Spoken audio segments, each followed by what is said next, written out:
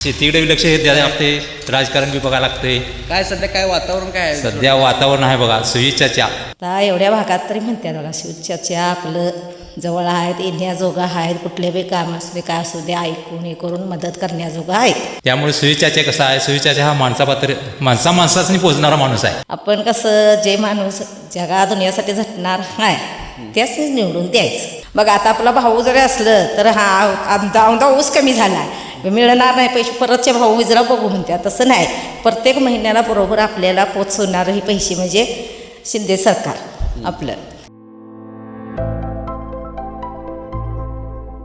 सडोली खालसा या मतदारसंघात फिरत असताना आपण अनेक लोकांशी संवाद साधत आहोत. सध्या आपण काही शेती करणारे लोक या ठिकाणी आहेत, शेतकरी आहेत, त्यांच्याशी आपण बातचीत करणार. नेमकं त्यांचा काय कौल आहे, सर्वसामान्य जनतेचा काय कौल आहे हे पाहणार आहोत. चला तर काय म्हणतायत पाहू. मामा काय भांगलीन चालू आहे? मागणं चालू आहे उसात. काय मका लावलाय वाटतं? मका आहे, लावण केली आहे. मग शेती लक्ष आहे का राजकारण सध्या चालू आहे? राजकारण बी चालू आहे, शेतीकडे बी लक्ष द्यायला लागते, राजकारण बी बघायला लागते. काय सध्या काय वातावरण काय आहे? सध्या वातावरण आहे बघा सुविचारच्या. सुविचारच्या सुविचारच्या रात्रंदिवस लोकांच्या पात्र पोहोचणारा माणूस आहे. हां कधी बी तुम्ही रात्री जाऊन त्याला बोला, हां हजर राहणार. एक सर्व भांडण तंटा असून ते मिटवणार माणूस.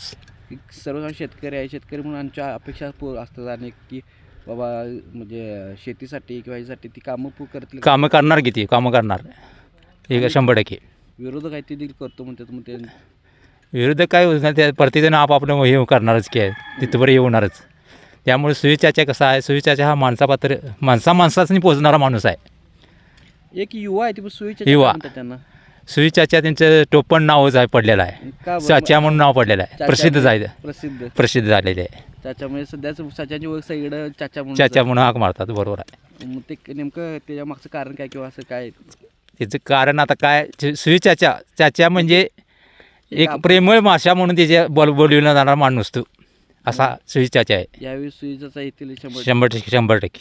मग भांगलं नाही कर, मग काय राजकारणात काय तुम्ही फक्त भांगलंच करताय? आता काय आम्ही राजकारण कसं हे करणार सांगा. आमचं आहे घरातलं काम, शेती काम, जनावरांचं लागले चित्र माहिती आहे ना? लागलेत. बरोबर आहे, येते की प्रत्येक जण येते. हां शेताला चाललाय का, घरातलं काम चालू आहे का असंच म्हणते. आता मग होय आता हे केलंच भाग आहे. काय ठेवले महिला मंडळीने, काय ठरवले? आता काय महिला मंडळ आहे बघा.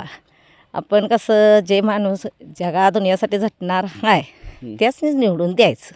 मग कोण असा माणूस कोण आहे का तुमच्या भागात निवडून? आता एवढ्या भागात तरी म्हणतात बघा शिवचर्चा आपलं जवळ आहेत, येण्याजोगं आहेत, कुठले बी काम असू दे काय असू दे ऐकून हे करून मदत करण्याजोगं आहेत असं म्हणतात.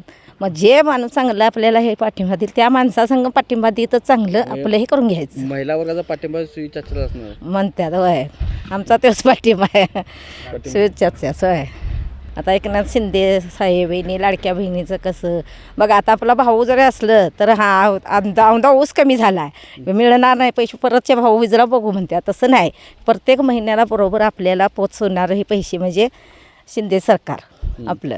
एकनाथ शिंदे सरकार हे खरोखर भावासारखंच आहेत आपली ह्या पाठी राखा म्हणून महिन्याला आम्हाने आमच्या ह्याच्यावर खात्यावर न सांगता हे करता खात्यावर जमा होतं. हे लाडका भाऊच आमचा म्हणायचा, अगदी पाठी राखाच भाऊ. त्यांचाच उमेदवार सुविचारच्या उभारला म्हणजे लाडक्या बहिणी आता मदत करणार काय? करणार की 100% करणार.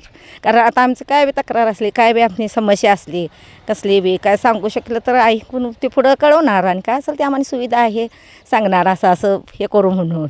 दुसरं काय 100% 100%.